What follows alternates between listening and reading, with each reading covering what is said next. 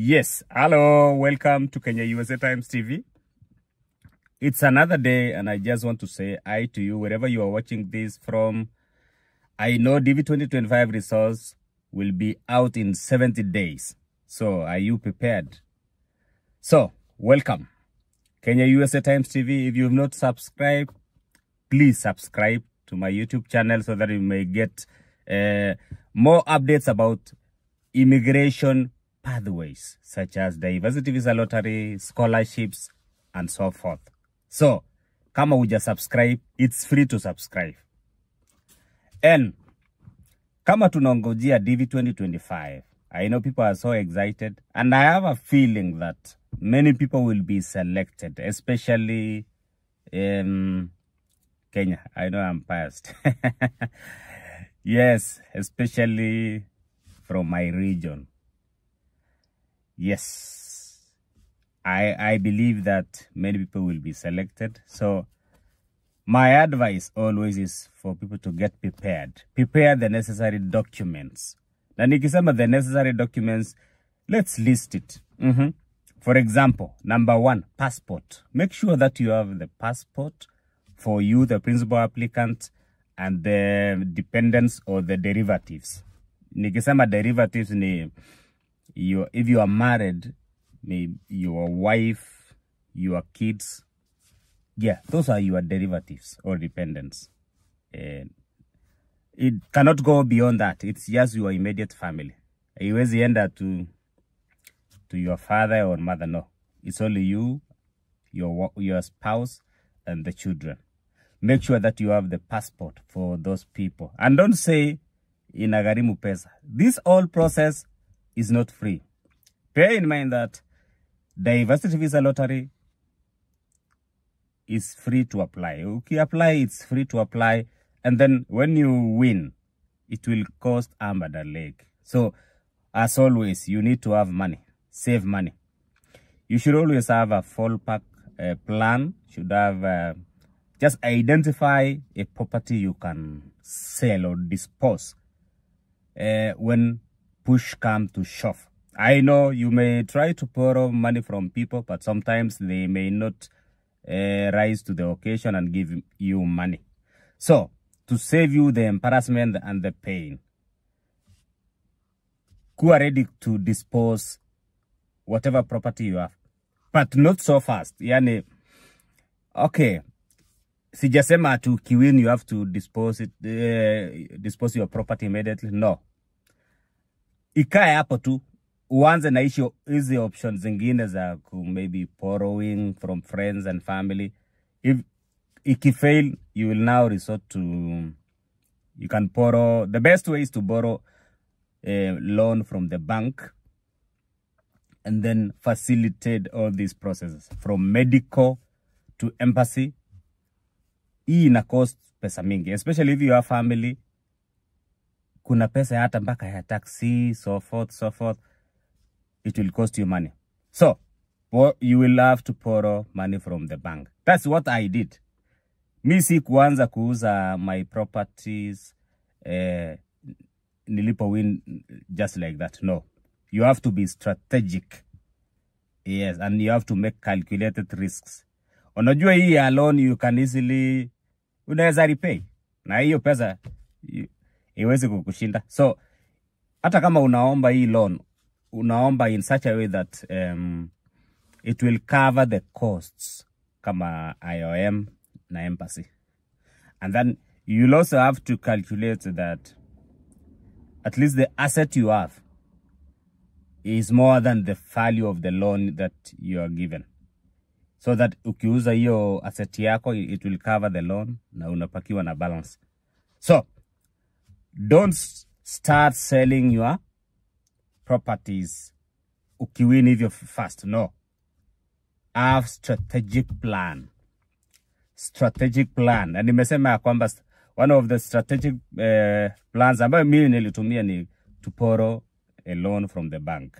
Yes, I remember during my time, I borrowed 350,000 Kenya shillings. And when borrowing this, hii ili cover medical, then embassy, And remember, we are a family of 4. So, hiyo ni pesa mengi. I know for a single person that iwezi kuwa cost so much. But again, don't rely on people. They may disappoint you during last minute. Don't rely on friends. Especially something important as this.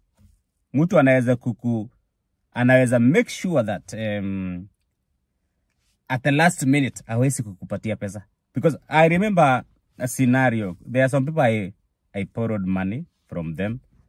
And then obviously I never trusted na kuanga na instinct. So hata kama niliporo from the but nilikuwa na njia zingine hivi. But last minute kwa watu wakaniambia, hey, wengine hata hawakurespond, wengine hata walileta excuses. Na ni last minute. Mtu asema asemi atiana pesa ati in the beginning, no. Ana make sure ati hiyo last minute anakuambia ana pesa. Luckily for me, I trusted my guts and instincts na nikaweza kujipanga. Nikajua watu hawezi nipatia pesa. Let me borrow money from the bank. That's what saved me. And then, as for this one, when you are done with the medical and you now have the visa, be free to dispose your asset or your property. And remember, hizi vitu unaweza nunua anytime. Don't be sentimentally attached to your property in such a way that ati unaweza lose a chance like this. So, especially sa ile umepata visa, ati upato una manga unaomba watu. Don't. People will be entitled. Ukifika hapa US, some people will be entitled to your ati wanataka pesa yako. No. Ukishapata visa and you have property to sell, sell. Usianze kusumbua watu ati maharambe. And in any case, nimeona hizo hata maharambes. Mtu anakupatia 50 shillings. Watu hawana, by the way. Majority of the people are not earning well in Kenya. So, mtu anakupatia 150. Itajaa ya hair tickets ngapi. And people will be entitled. So, if you have property, sell your property when you get the visa. Usisumbue watu, please. Especially if God has blessed you with some assets. Usilete hiyo excuse ya kusumbua watu. Sell. After all, ukifika hapa US, you will buy any asset you want. Yes. That's from my example. I know people will have different opinions about the same. And for me, nilifanya hivyo. Nikaomba hiyo loan ya 350. And then the value of my asset yenye nilikuwa nayo was worth 1.5 million. So hata nilikuwa najua, even I'm a business person, so I'm a risk taker. Nilikuwa najua hata hii, even if this fails, 350 si pesa mingi, I can easily repay the loan. And that will not be the end of life. So, loan route ni mzuri. Na una dispose your asset. And ukifika hapa US, your asset si kitu, you will buy another one. Yes. Yes. Yani, when I remember, hiyo pesa niliuza my property, and then nikaona, hapa US, you can easily get even more than that within a short period of time. Na nikisema hivi sijasema mtu ani DM mambo ya pesa. It's not bad, but some people are too much. Okay, tusiongee kuhusu hiyo. Something else you have to prepare also is birth certificate. Yes, make sure that your names easy documents kama birth certificate sina tally with the KCSE, with the passport. Okay. And should there be any disparity, try to make amendments. Ama kama itasindikana, to get affidavit. It's called just an affidavit from the advocate, showing why, for example, your name is Nganga. with apostrophe in the birth certificate, while in the passport it's ng'ang'a without apostrophe. Yeah, Kiingereza. So you may need to do that. Alafu, so that if embassy asks you, wakikuuliza, why is this? You give them affidavit from the advocate. And sometimes they may not even ask. Now, wasipokuuliza, don't give out. You give out what they ask you. Usikue kimbele mbele upatiane what they have not asked you. So, that is it. And maybe for some people, I know some people wanajua hizi maofisi sa serikali. Some people can even amend their maybe birth certificate. For some people, passport. Some people can do that. I know Kenya ni Kenya. Some people have ability to do that. But if you are not able, you may need to just get an affidavit.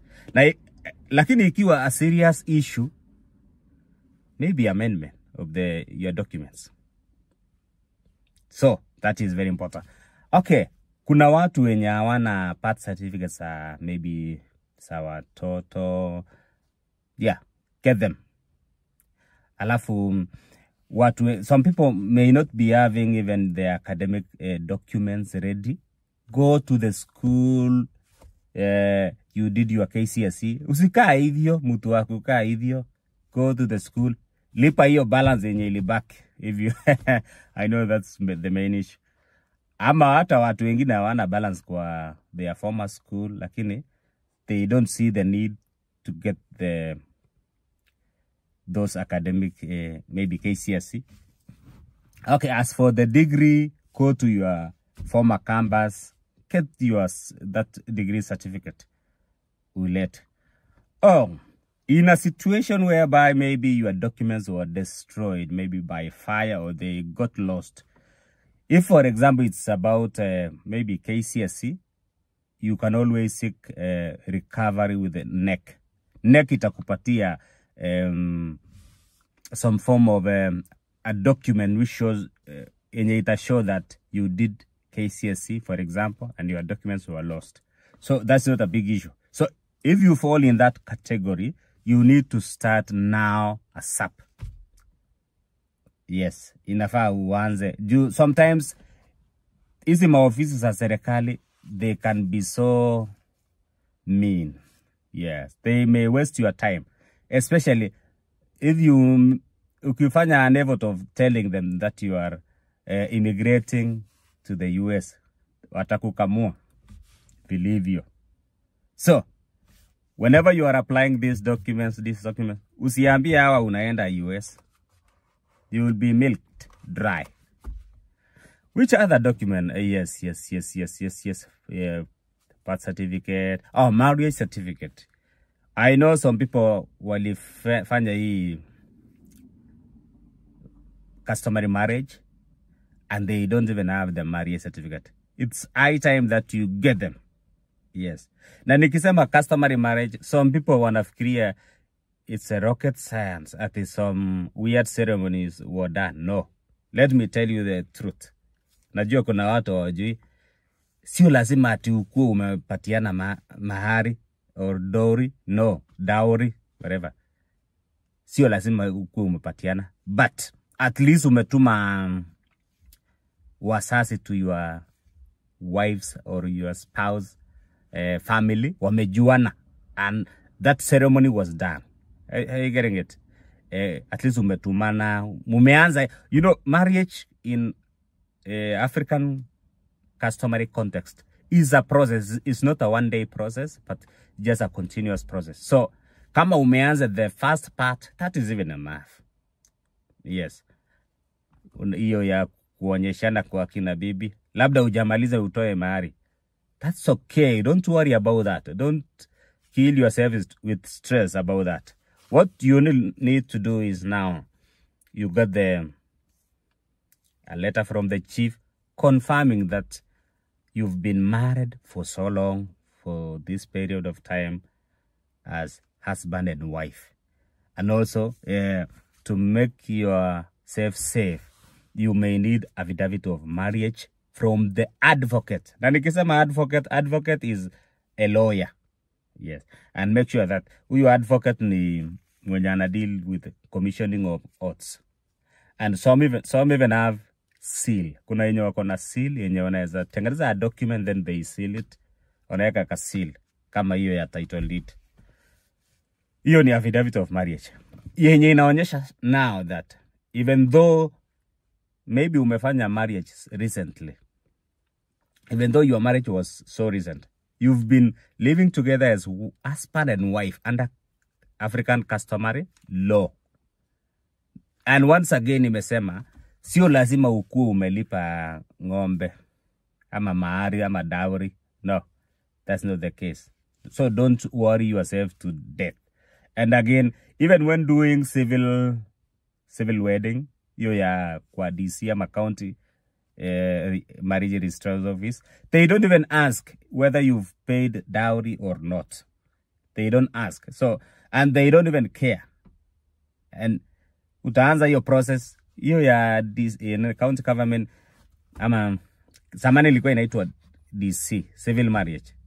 It does not cost much. Yes. I think it costed me about 6,000-ish. Yes. It doesn't cost much. They don't require proof of dowry or whatever. Just two witnesses from both parties, maybe kwa bibi na yako mzee, and then they hide copies. And then they arrange for the day. That is it. It's very easy to get a civil marriage. I know some people are into some, ati wanasema lazima ufanye siji somewhat complex traditional. No, don't be a slave of such. As long as you have the marriage certificate, you are legally married before man and God. Hiyo ingine utakuja kumaliza because, okay, hiyo ingine ya kulipa dowry and then it's okay. We respect that. Utakuja kumaliza. And it is even good to do it as soon as possible. Ukifika US, kama uko umemaliza, umalizane na watu so that you may gain that respect. I know many families are in this category whereby watu wanaishi tu kama we stay, hawajalipa mahari. But you don't blame anyone. You have to do what is right. Get the marriage certificate.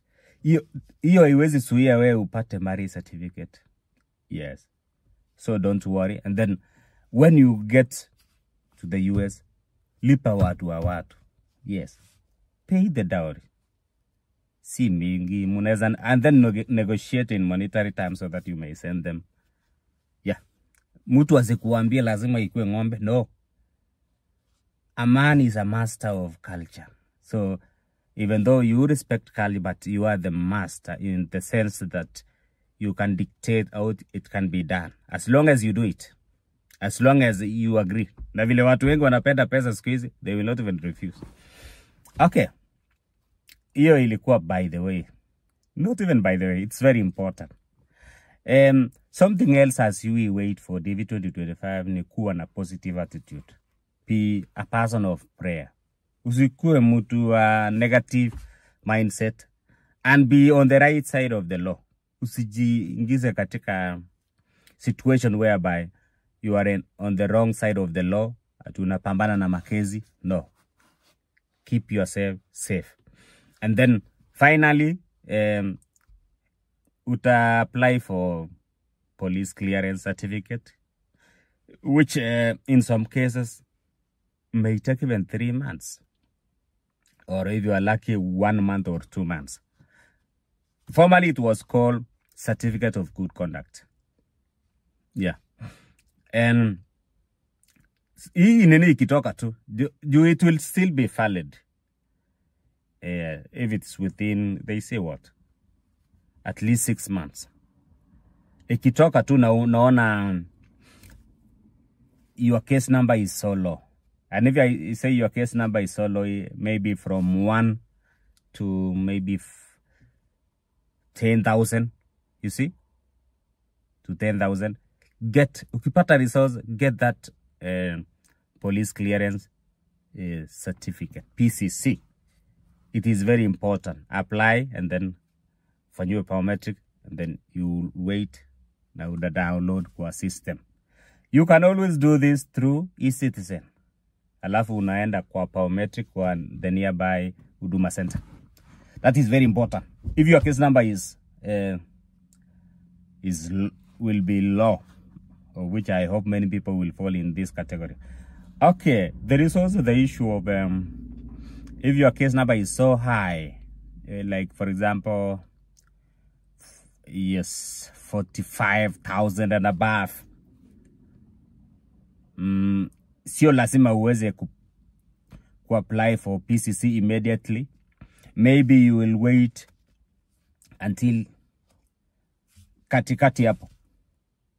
You will wait maybe for 2 months, 3 months, and then you apply for PCC, Police Clearance Certificate. Hiyo ni very important. So, hizi vitu vidogo, you have to iron them out. Yeah, isikuwe ni issue ya wewe kukataswa visa.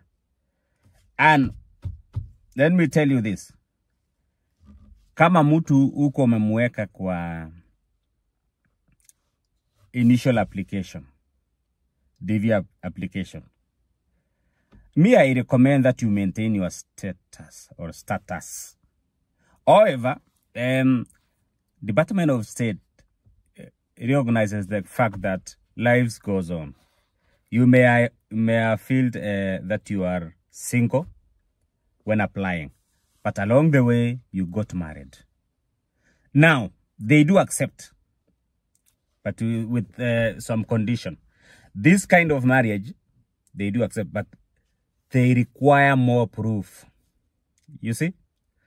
Ili isikue, it was just for convenience. Especially if it was done after the results are out. If it was done after the results are out, they may accept. And I've seen some people getting visa, but that should not blind you. Wanna require more evidence that mmekuwa mukidate na huyu msichana for such a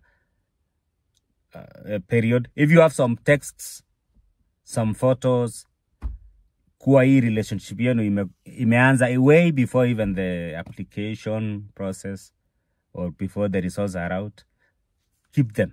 It's a screenshot, save them, print them somewhere, and then get now the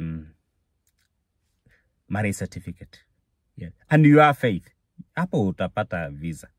As long as your marriage is not in question. Yes, I've seen, okay, there is a case, mtu alifeel single. But along the way, even before the results came out, akaoa. Na mjamaa alipatiwa visa. So it's not automatic ati utakataswa. But you have to be very careful with the proofs that you package. Yes. Otherwise, if it is possible, maintain your status. You are italeta issue. Okay. That is for those who are single and then they marry. Don't fear. As long as you have you can pack up your case, you will get the visa. Plus, na utakuwa umesaidia your spouse. Yes. Anything else? As for filling the DS-260, I know you require the address from the host. Yes, this is very important also. And what I've learned through my experience is that your address yenye unatumia kwa DS-260 sio lazima ikuwe ni address yenye mahali utaenda. No, it's just for records. Yeah. So if you then get a host mwenye atakupatia address, you can request somebody hata huyo mwenye anakata akupatia address utumie, so that you submit your DS-260 as soon as possible. Yes. And I can give you an example. Me sisemangi it out of the blues. In my case, I used a different, while submitting the DS-260, nilitumia address ya somebody else. somebody in the New Mexico, state of New Mexico. Even though jamaa alikuwa ameniambia he may not host me, which it was okay. Nikatumia address yake. Along the way, now my host, nikapata host na akanipatia documents. So it was okay. So he address ya DS-260 na the host while filling the I-134. Because remember, there is an affidavit of support whereby you have to download it from USIS website, and then you fill your part, alafu unatumia your host fill sehemu yake. Yes, obviously address itaonekana ni tofauti, but embassy will not even mind that. So in my case, nilipoenda embassy nikamwambia, nini consular officer akasema, I can see that you have to sponsor in the house. Where do you want to stay? Nikasema nini mwenye ako amenipatia I-134. Akaniambia, do you want to update the address? Nikamwambia yes. Waka update the address. So they always ask, ukiwa na watu wawili, they ask you where you want to go. That is not the issue. And I got the visa. Yeah, hiyo ni my story. I know each case is unique, and some people may have different opinions about ideas, but each case is unique. Yes, it's very unique. Yes. So thank you guys. Be prepared. Prepare all these documents, and then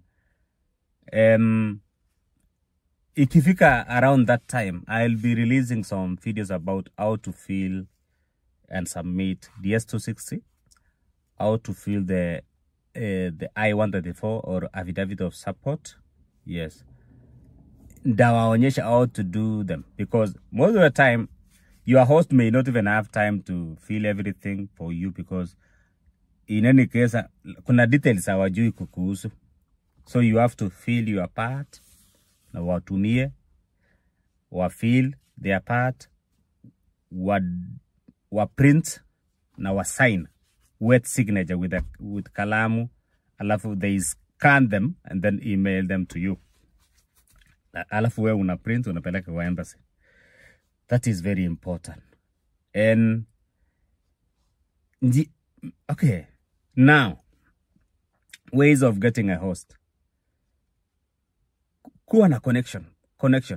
Especially mutu single, you should not even stress yourself. Single person. Make connection. Relate with people. Be nice to those people in diaspora. Yes. Alafu naye mtu mwenye akona family, make sure when choosing your host, make sure that at least you can estimate, ujue, is this person earning enough money to support me and my family? And how to know that, you go to affidavit of support calculator.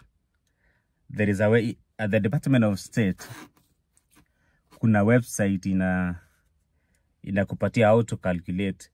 Maybe, for example, if you are a family of 4, it's under federal poverty guideline. If you are a family of 4 plus your host, labda mukue watano, ama maybe your host wako watatu, you become 7.